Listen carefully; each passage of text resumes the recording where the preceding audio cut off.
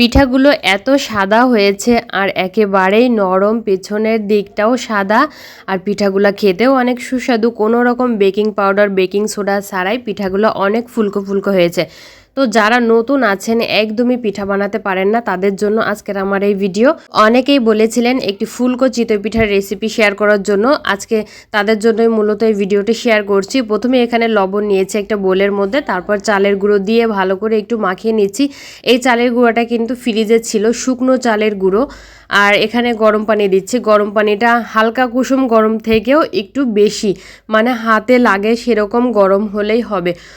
অল্প করে দিয়ে তারপরে এখানে হাত দিয়ে ভালো করে একটু মাখিয়ে নিতে হবে। আমরা যেভাবে রুটির জন্য আটা মাখি ঠিক সেরকমভাবেই আমি এই চালের গুঁড়াটাকে ভালো করে মেখে নিচ্ছি। প্রায় 10 মিনিটের মতো এভাবে করে আমি মেখে নিয়েছি। এভাবে করে মাখার ফলে কিন্তু আপনার পিঠাগুলো অনেক নরম হবে আর অনেক সুন্দর ফুলবে।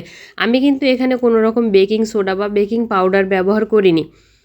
তো এই যে মাখানো হয়ে গেছে, তারপর আমি আরও কিছু গরম পানি অ্যাড করেছি। এখানে কিন্তু ঠান্ডা পানি ব্যবহার করা যাবে না, গরম পানিটাই ব্যবহার করতে হবে। আর এই যে গোলাটা গুলিয়ে নিয়েছি, তারপর এভাবে করে কিন্তু ভালো করে একটু মাখিয়ে নিতে হবে।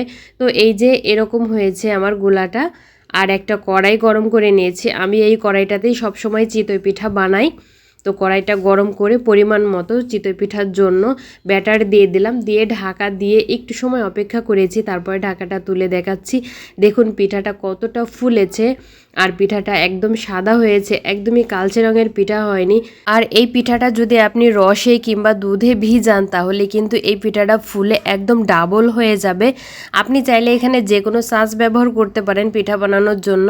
মাশাল্লাহ পিঠাগুলো অনেক সুন্দর হয়েছে। আমি একটু একটা ভেঙে দেখাচ্ছি যে ভেতরটা কতটা জালি জালি হয়েছে। তো ভিডিওটি ভালো লাগলে অবশ্যই লাইক শেয়ার ও কমেন্ট করতে ভুলবেন না। আজকের মতো এখানে বিদায় নিচ্ছি। অবশ্যই ভালো থাকবেন আর আমাদের জন্য দোয়া রাখবেন। আল্লাহ হাফেজ।